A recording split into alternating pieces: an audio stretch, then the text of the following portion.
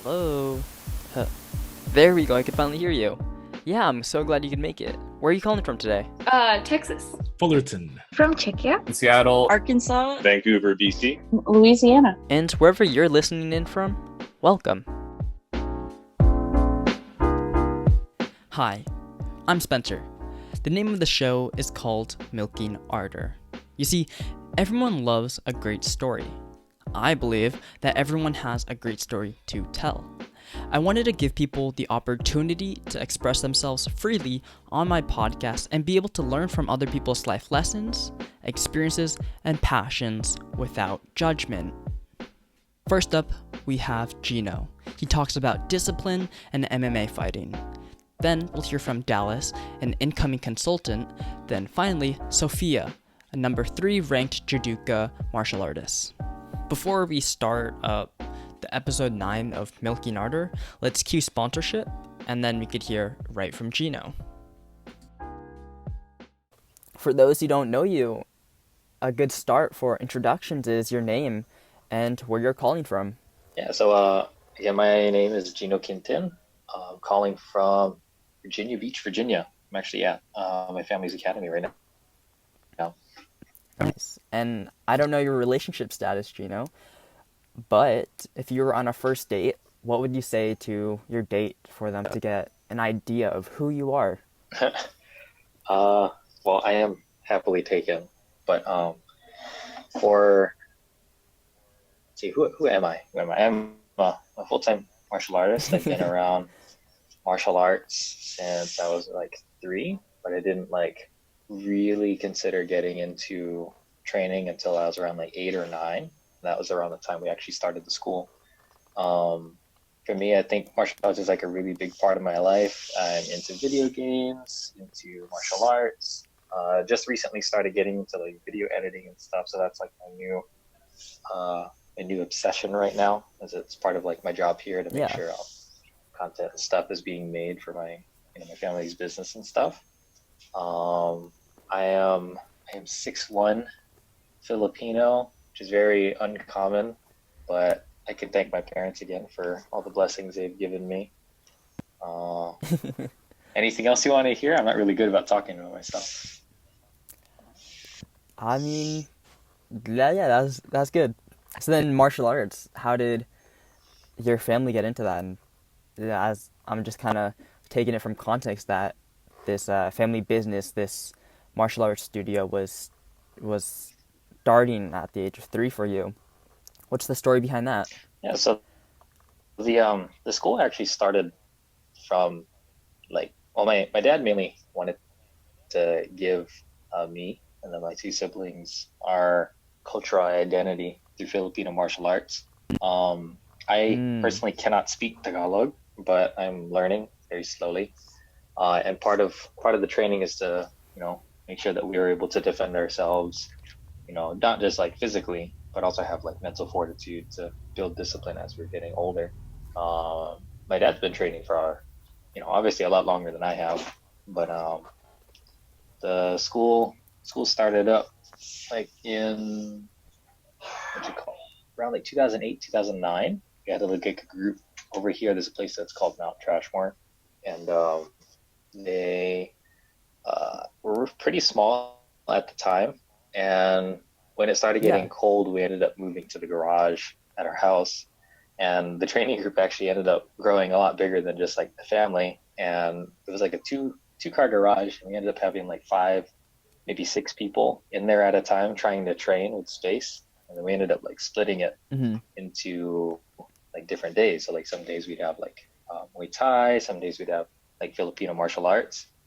And from what I remember, they were just you need to just get your own place. So they were talking, and my parents decided to actually rent out a 1-year lease for it's a super old ballet studio, super tiny too.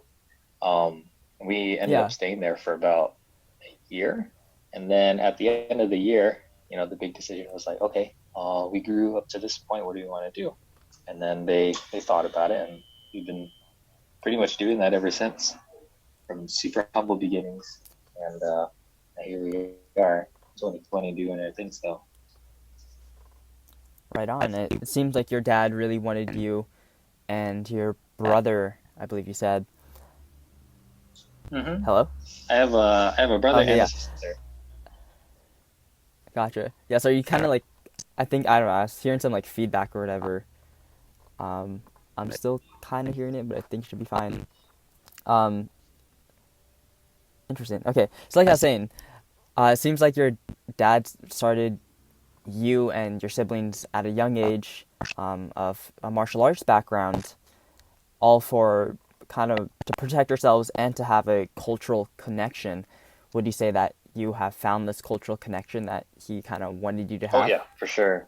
I think a big part of martial arts training is you have the connection between like mind, body, and spirit. So not just learning how to punch and kick all the time, but having the mental fortitude of dealing with stress, like as far as competition goes, like learning what your spirit is, like when you really want something, and then the amount of passion and effort you can learn from yourself when you're um, trying to win, not instead of like trying not to lose sort of deal. So it gives you it's pretty much giving me my identity and my entire life. I kind of owe Mm. it to the arts. Yeah, and you can totally correct me if I'm wrong, but I feel like a vast majority of people who are taking on martial arts now are just kind of doing it for the protection of themselves and just to be able to protect themselves and not really to be whole. How would you say that you go from learning, yes, one, protection for yourselves, but to become whole and really build that unity of, like you said, body, soul, and mind? Yeah. So like in the beginning, the training goals are actually really simple. A lot of the times people come into the school and they all have the same goals. I want to get fit. I want to learn how to protect myself. I need my kids to learn discipline. But like after a while of doing it, when you finally achieve that goal, it actually helps you see higher level goals. So it's like after you actually become fit, like what happens next? And okay, my body's capable of doing these things. Now let's go and try and use it for real. So like go into competition or like after a kid is disciplined, from like an age of like 5 or 6, and they get older and they're just raised through the arts, they end up learning how to just become better people. And I think not a lot of people really feel that higher level goal until they start becoming more veteran in the arts, where it stops becoming so cerebral and then just becomes more of like feeling. And then you actually learn how to discover yourself through the expression. Yeah. So then you mentioned that is kind of. So you mentioned that people have this sense of, okay, what is next after they have built this self discipline for themselves? Hmm. And some people might take it on to a competitional level. And I saw somewhere that you were an amateur MMA Yeah. fighter. Yeah, what's that about? So when I turned, or actually when I graduated junior year, in the summertime, I had a lot of self-discovery going on. Like at the time, it was a mutual like breakup between me and my high school girlfriend at the time, and I wanted to figure out like, who I was. I wanted to take all of my senior year to figure out what I'm going to do with the rest of my life. And I asked my dad, Hmm. I want to fight. I don't know if what I know actually works. And at the time, I was training for about like 9 years, 9 years or so. And fortunately, I've never had to Hmm. use my training to defend myself during that building frame. And he was like, okay, let's get into MMA. Because I asked him, can I get into an MMA fight? And he said, yeah, that's fine. Let's see what venues are around. So we started looking, and the venues in Virginia, you have to be 18 in order to fight. So I had to wait until I was 18. So I was only like 17 at the time, and my birthday was February 8th. So I started training before my senior year of high school for about 9 months and passed my birthday, and the Mm. next event was in April. So I got into fighting because, I wanted to test myself and I felt like it would teach me a lot. Because when you do like jujitsu competitions, or like I've been competing for a while, but when you get in a competitions period, you end up learning a lot more about yourself, and it kind of speeds up the training where it's it's no longer textbook anymore. It's actually you have real world experience. So I did my first fight. Mm-hmm. Uh, it was probably one of the big turning points of my life where I was like, there's somebody standing in front of me that also understands we're going to try and knock each other's heads off. But he was a really great Yeah. opponent, pushed me way past my limits. And during that fight, if I didn't win by submission in the last like 10 seconds, I would have lost. But by some super freak accident, I don't even know if it was an accident. It was just so bad. Like every time I look at it as I get older, and I could critique yourself. But at the end of that fight, I knew I wanted to keep going, and I ended up pushing through training for the next like 2.5 years. So I fought, and my current record is 3-2. I won my first three, and then I lost my next two consecutively. And then after the fifth fight, let me backtrack a little bit. Right before my fifth fight, I got so burnt out from training that I was telling my dad, okay, this is the last one. And this is actually the championship fight for Spartaka. I actually made my way through the ranking to earn a spot at challenging the belt. And there's another contender there at the time. Yeah. And I sprained my ankle the week before the fight. And I didn't want to let down all the people supporting me. So I went in to that fight with a sprained ankle, and I got my ass handed to me. That really changed how I saw myself as a fighter. I'm like, okay, I think it's time to take a break. It's been almost 3 years. Let me see what else is out there for martial arts. And then I ended up taking a break. And that was around the end of 2016. And I started transitioning more into like being a coach for the school. And then that's when I actually started like actually working for the academy here. Yeah. And I've pretty much been doing that ever since. So now I'm just kind of waiting until everything opens back up so I can get back into the ring again. Right on. So what's the next step for you in life?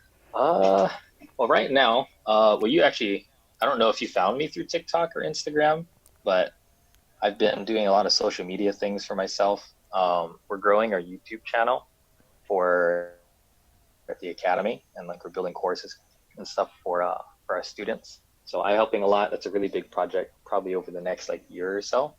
And then, my goal is to, right now, I want to get out of debt and build my YouTube channel, so that way I can, pretty much just go and do whatever I want.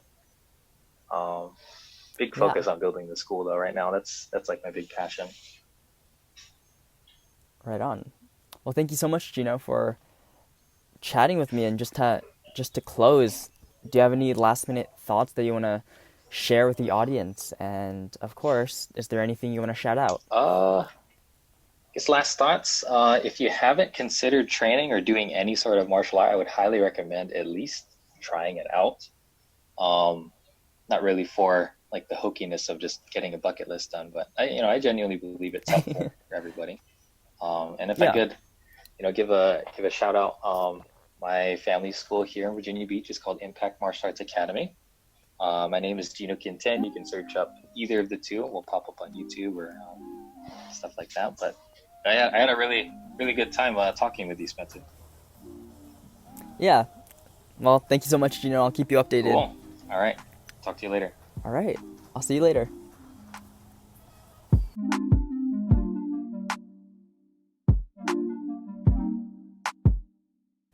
When it comes to stories, you really have to just take in everything so you can fully process what's going on.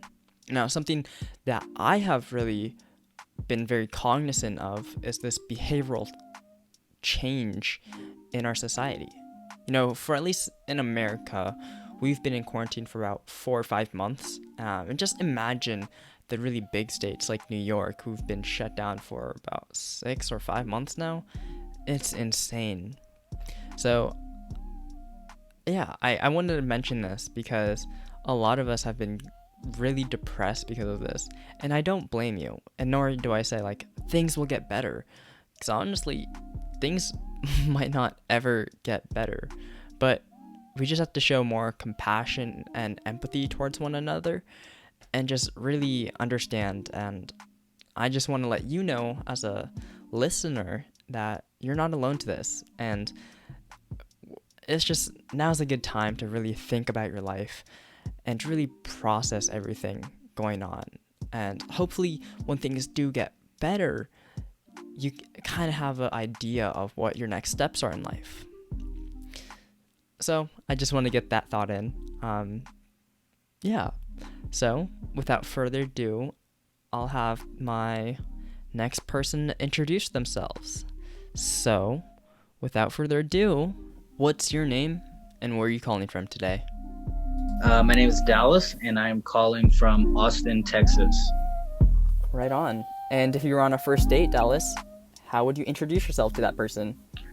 I would tell them that I am a incoming consultant, and I'm currently just doing some social media work, some influencer work in the meantime before I start work in January. January, do you have any plans after that? Nope, not really. Pretty much after January, they'll have us start working. And so until I kind of know what that's going to be like, I have no idea what my life is going to look like after January. Yeah. So I love asking these questions. Just how would you introduce yourself? And people just kind of say what they currently do, but I'm more interested in the story of how they got into it. How did you get into this line of business? For sure. So do you mean consulting or more of the social media work or both? Well, what did you start doing first? I'll say that I guess I started doing consulting first. And so my major in school has a really big focus on consulting. And for folks who don't know what that is, it's essentially where one business has an issue. So they call a consulting firm, and that consulting firm picks a staff of consultants who will then go and help that business with whatever their problem is. So they're basically pretty short projects, maybe about 3 months on average. And usually you get to go and travel to the client site and you'll work there Monday through Thursday. And then you'll fly back to wherever you live on Friday and for the rest of the weekend. And so I was really interested in that line of work because it lined up with what I was learning in school. And then last summer, I interned at a firm that I really loved the experience, and then signed on to work for them full time.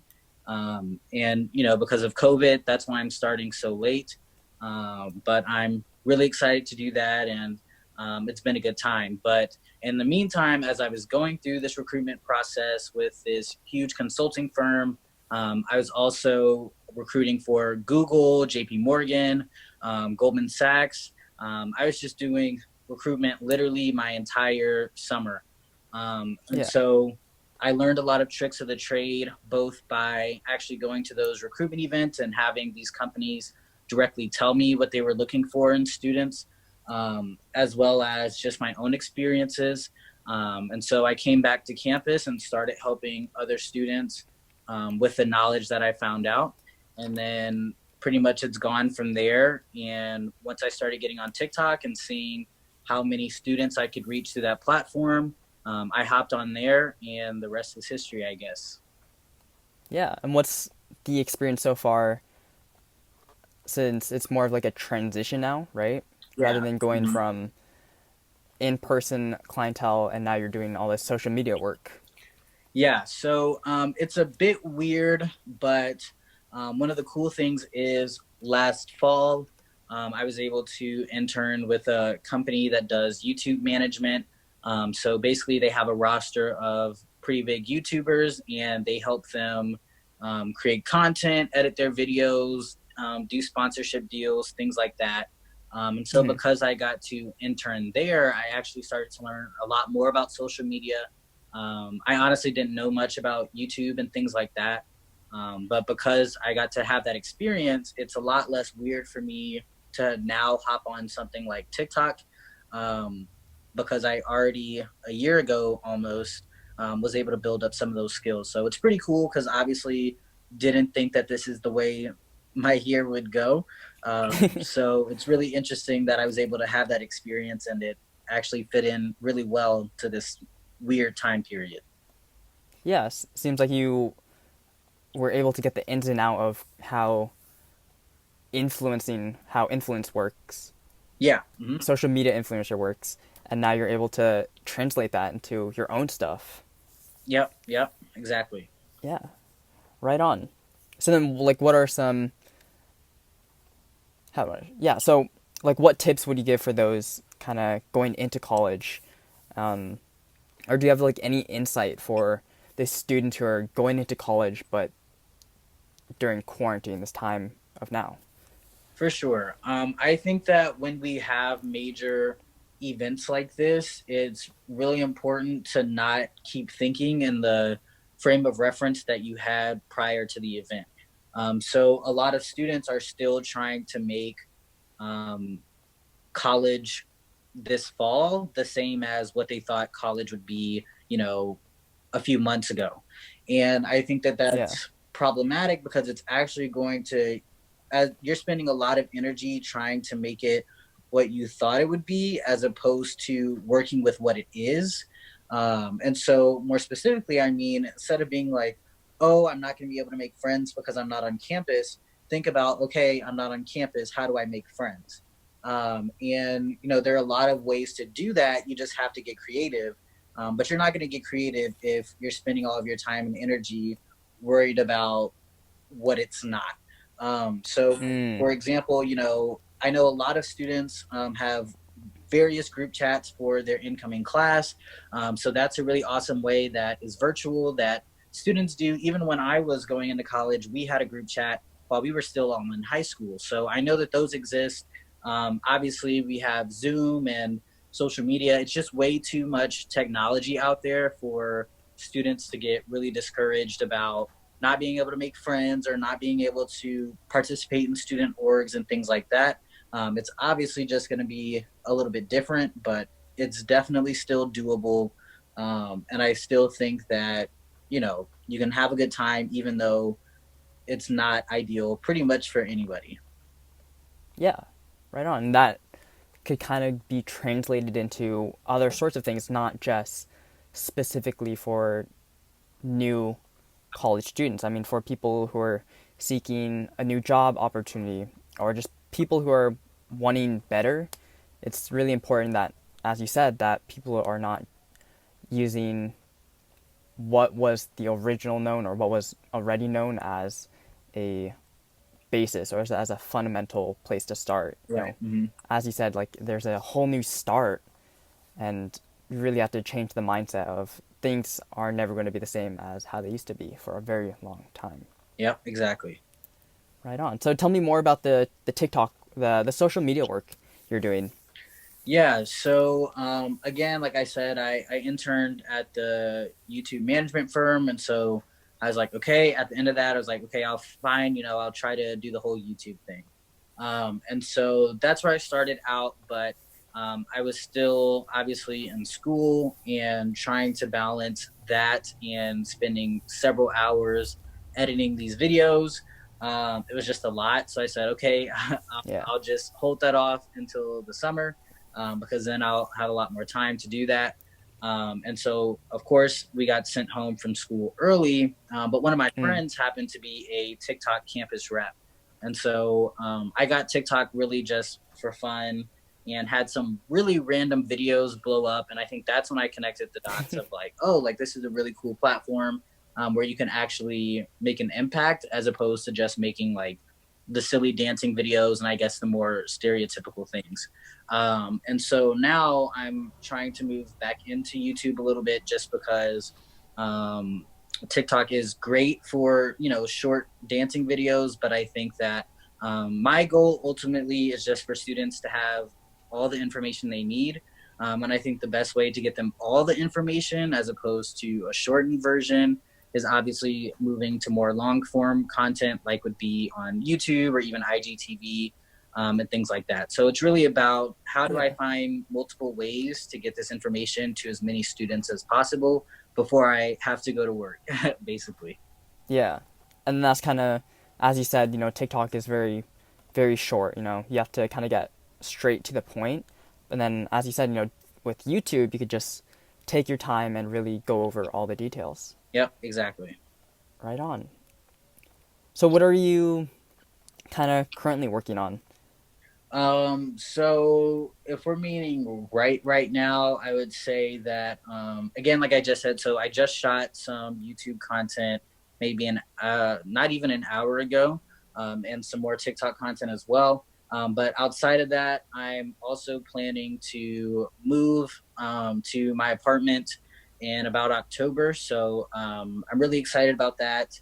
I'm about to, buy my first car, get my first apartment, and so starting to do those, adult things, I guess. Um, Yeah, it's so exciting. so I'm super excited about that, and I'm trying to balance getting all of that together with still being able to make sure that I have time to create content. Mm-hmm. Yeah. Right on. Well, thank you so much for being on my show, Dallas, and just for kind of to close, do you have any last minute thoughts or anything you want to shout out? Things you want to plug? I guess that I will plug all of my platforms. So on TikTok, I think it's Dallas.Xavier. On Instagram, it's underscore Dallas Xavier. And then on YouTube, it's just Dallas Xavier. So on there, in addition to college and career content, I'm also going to be attempting to vlog kind of the transition to adulthood. So moving into my apartment and things like that, because I think that's something that I wish I would have seen when I was in college and even when I was in high school. So I'm super Yeah. excited about that, and would love for anybody who listens to your show to check that out. Yeah, of course. Well, thank you so much, Dallas, for being on the show and for your patience. Thanks a lot for having me, man. Yeah, I'll keep you posted on what is to come. All right, perfect. Have a good one.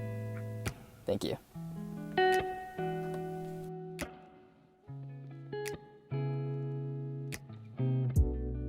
So, fun fact, I actually did martial arts for many, many years. And I'm not going to disclose how many years I had been doing it or what belt I got, but just know I did martial arts in my life. But nowhere in comparison will I ever reach the level that Geno or that Sofia have reached. But I mean, maybe later on in life, I could get to where they are. But until next time, I'm just gonna have to listen to these amazing stories and really just inspire myself. So, Sophia, Sophia, what's your name and where are you calling from today? My name's Sofia Caprone. I'm from Chicago, Illinois. And yeah. So, are you currently in Chicago or? Yeah, I currently live in Right on. Chicago. And what are some things that really define who you are? Um, I'm very into fitness, judo. I'm a pianist. I love makeup. I'm like all over the place. Yeah, right on. I also like video games, so it's just a little bit of everything. Nice. And that's kind of how I primarily found you, is through your fitness and martial arts background. How did you get into that? Right. So I started judo when I was about 14. My dad showed me it. I've always been like playing with the boys at recess when I was little. I would like play football with them, wrestle with Yeah. them, and then my dad's like, "Hey, you should do some kind of martial arts so you stop beating up the boys." I was like, "That's a good idea." So I did judo and I loved it. Like I remember my first day, they told me, "Okay, like hold this guy down," and he had been doing judo for a while. So he thought he could like get out of my pin, but I like pinned him and he couldn't get out and he was embarrassed. So I was like, this is a good start. Yeah, that must have been a nice So memory. yeah, so that's my first memories of judo. And eventually it got to the point where my coach was like, "Hey, you have potential. Like I'd like to see you try to get to the elite judoka level." So I was like, "Okay." So I've been training harder now and trying to I should be going to international tournaments now, but because of coronavirus everything's shut down. Yeah. And are you primarily into judo, or is there other martial arts backgrounds that you are into? So I Actually, well, before judo, I started with Aikido Mm, and I hated it.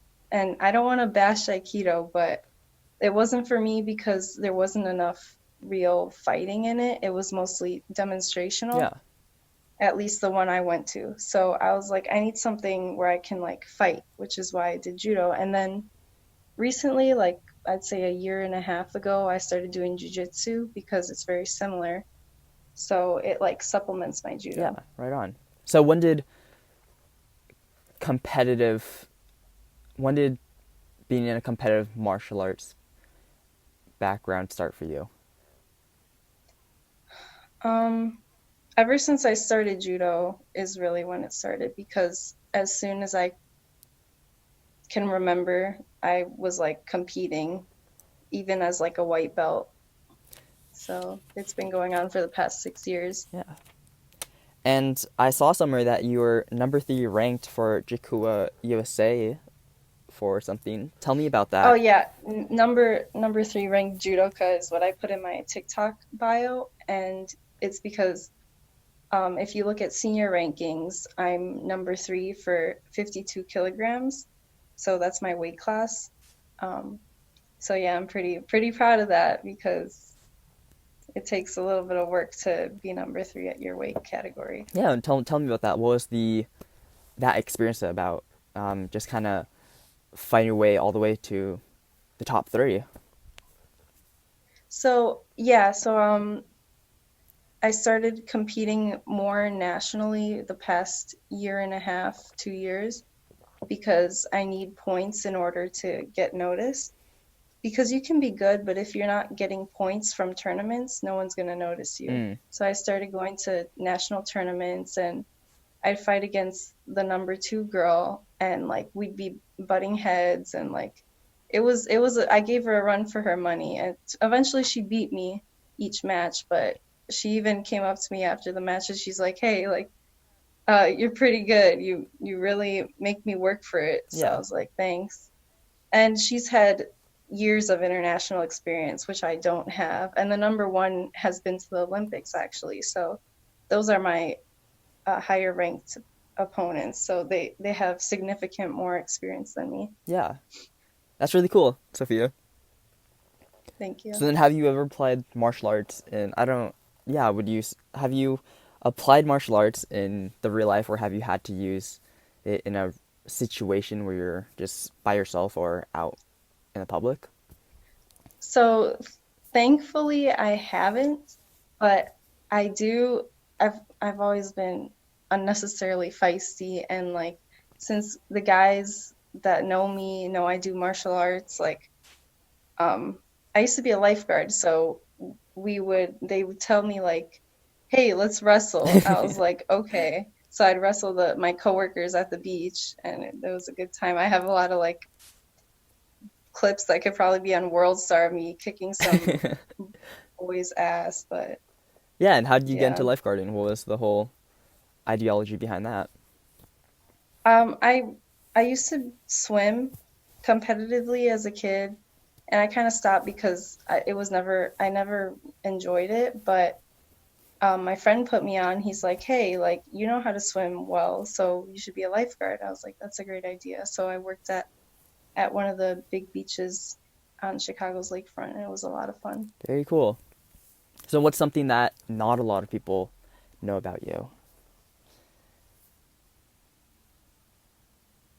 Um, I'm pretty much an open book, but if we're saying from the TikTok point of view, my followers definitely don't know that I'm very much a girly girl because on TikTok, I never wear makeup or like rarely.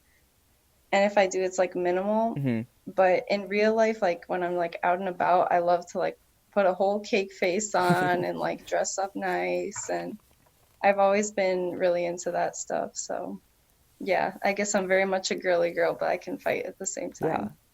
And you mentioned earlier that you played the piano at some point in your life. Do you still keep up with that? Um, I haven't really been playing lately, but it's not something that leaves you. Like, I could pick up any sheet of music and start playing. Like sometimes I'll pick up some Chopin and start playing a piece. I really love Chopin. Yeah. Um, Yeah, I played piano. I've been playing piano since I was like 5. I went to state competitions. I got like third, second place. Never first because those people are so good. But I went to a bunch of piano camps as a kid. It was a big part of my life, and I played piano in the musicals in high school, but it pretty much stopped after high school. Now I just do it as a side thing, as a hobby. Right on. And what's next for you? What are your next steps in life? I'm trying to, going back to the judo thing, I'm trying to hit these international tournaments and gain points. And eventually, if I have enough points, I can go to the Olympics. So hopefully that becomes a thing in my life. And in terms of education, I'm studying chemical engineering, and I'm currently in college, and I want to transfer soon because I'm at a community college right now. And then from there, I hope to go to medical school and become a doctor. So Yeah, right on.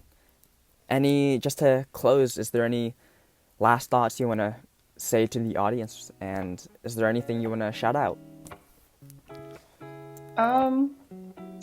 follow me on TikTok if you want to learn some self-defense and judo, I guess. Yeah, and where could they find that TikTok? What is that handle?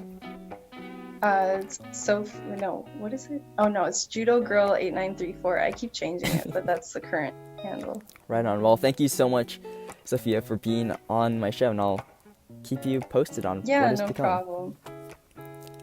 All right, I will. What did you say? I will keep you posted for what is to come. Oh, yeah.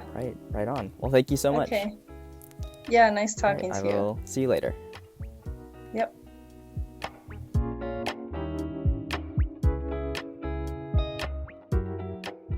Special thanks to Lukerembo and Mathew May for allowing me to use their tracks, which I found on YouTube Library.